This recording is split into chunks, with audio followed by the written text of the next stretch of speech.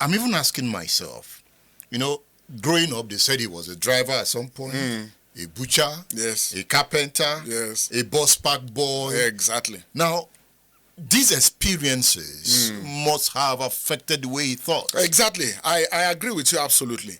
You see, if you listen to the songs of Ayinla Omowura, you see allusions to the smithery, because his father was a blacksmith, and from what I gathered, he also spent considerable time helping his father. Some people I interviewed said he used to hawk, cutlasses, hoes that were done, in his father's smithy. So that means that and then you see him alluding to Ogun, because Ogun is the god of iron, and it's a god that is venerated by blacksmiths and drivers. In fact, at some point, he became the sole singer who was invited to this musical celebration, a yearly musical celebration by road transport workers, drivers, called Ogun Ajobo. And that festival, rumors had it, some people told me in the course of the interviews that I conducted, that it was Aruna Ishola who was the one who was the sole musician invited to sing Ogun Ajobo. You had Ogun Ajobo in Kaduna, Ogun Ajobo in Sokoto, Ogun Ajobo in Jos. Ayinla Omowura was always going there. Road transport workers in all those places would invite him whenever they wanted to celebrate the god of iron. And so he was born into iron. He was born into iron. And so people couldn't understand when, if you read that book, when he died, Islamic clerics didn't want to bury him. They said even though he went to Mecca on holy pilgrimage, he was an idol worshipper, because he was very prominent in masquerade festivals. In fact, they said he had his own masquerade, in Abeokuta, and that they even alleged that a few weeks before he died, he had camwood, put on his head in celebration of festival. So they couldn't understand that.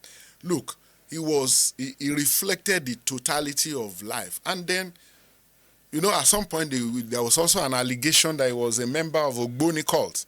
And then you could see where they were coming from if you listen to some of his music. When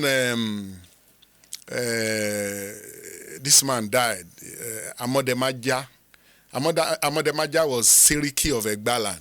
He was a known Ogboni adherent. The song that Ayinla Omowura sang for him, because the cadences of that song reflected the songs of Ogboni people. And then when Lawal Omokupa, who was known as they call him Omokupa, he was the NURTW boss in Mushin in Lagos, whom Ayinla Omowura was close to. When he died, and he rendered a tribute to him, where he sang, Shifulawa li Omokupa Oluwo Akpe na Ola. Ibi tí ẹgbẹ́dàn sí o, ẹ máa jẹ kẹ̀dàn yìí bẹ̀ o.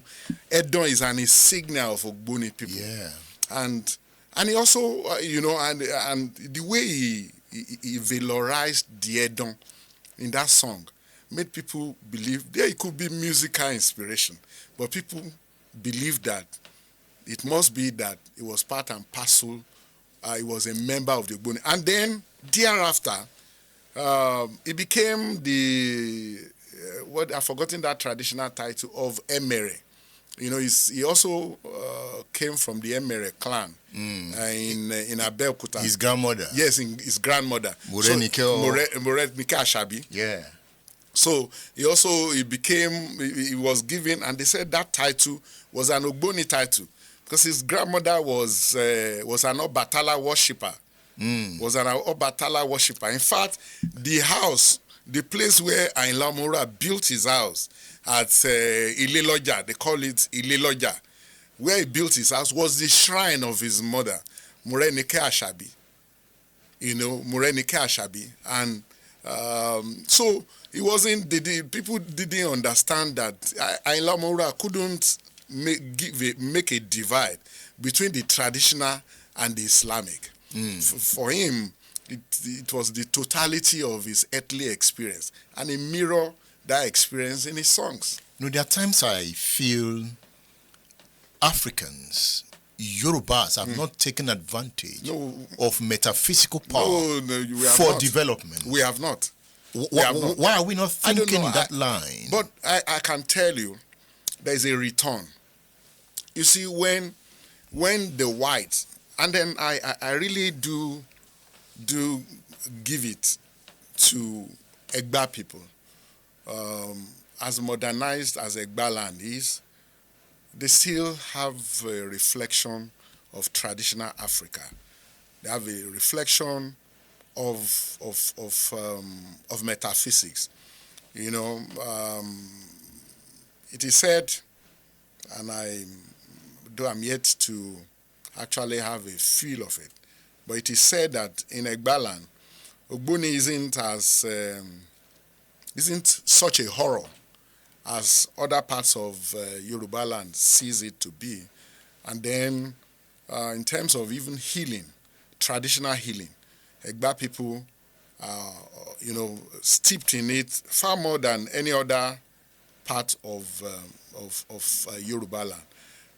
But I can tell you that even in the whole of Yoruba land, there's a return, because people are beginning to return to traditional medicine of Africa.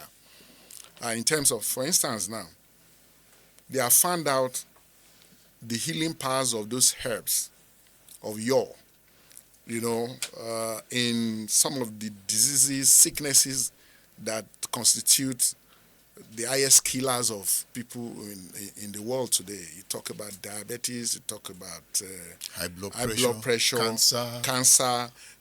What's the name of this that you need to use a ventilator? Asthma. So there's a return. But what I cannot tell you is whether the metaphysical part of it, where you have to chant incantations, whether that is still in operation.